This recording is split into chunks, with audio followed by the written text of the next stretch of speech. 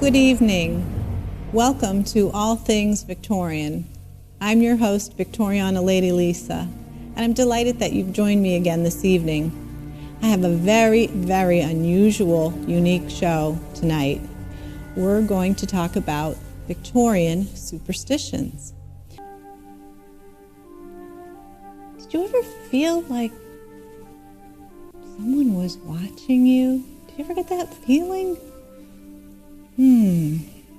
Must be my imagination. Must be one of my superstitions.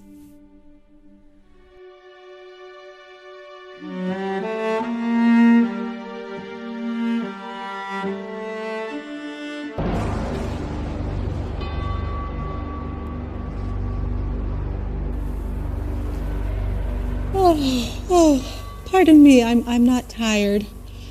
One of the superstitions in the Victorian era was that you had to cover your mouth when you yawned because you didn't want your spirit to leave you, and you certainly didn't want the devil getting in. So remember, when you yawn.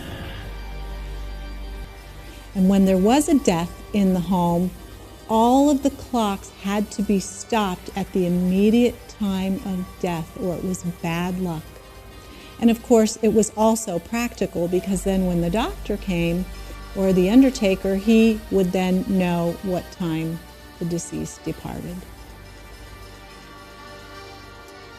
If you have a dream and you dream about yourself, that superstition means that you are the next one to die.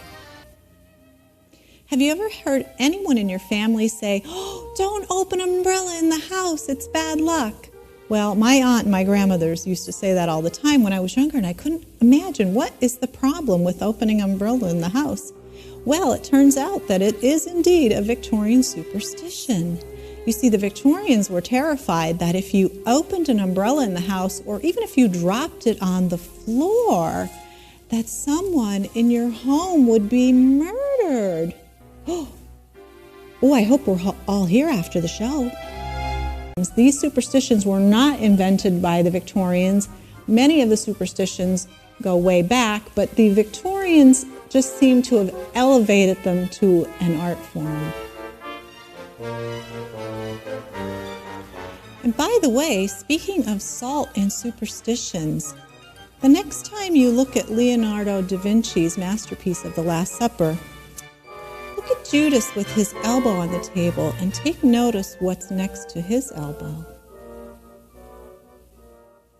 Also, if you were walking and you saw a funeral cortege coming toward you, you immediately had to turn around and begin to walk with it. You couldn't walk against it because that was very, very bad luck and could mean death in the family. But if you were wearing a button and you held onto your button while the funeral cortege passed by, then that would negate the bad luck. And then after your mourning was over at your 2 years length, then you would bleach things white again. And I can't wait until we do the show about the Victorian mourning clothing and the accessories and the jewelry, and we will visit that in another episode.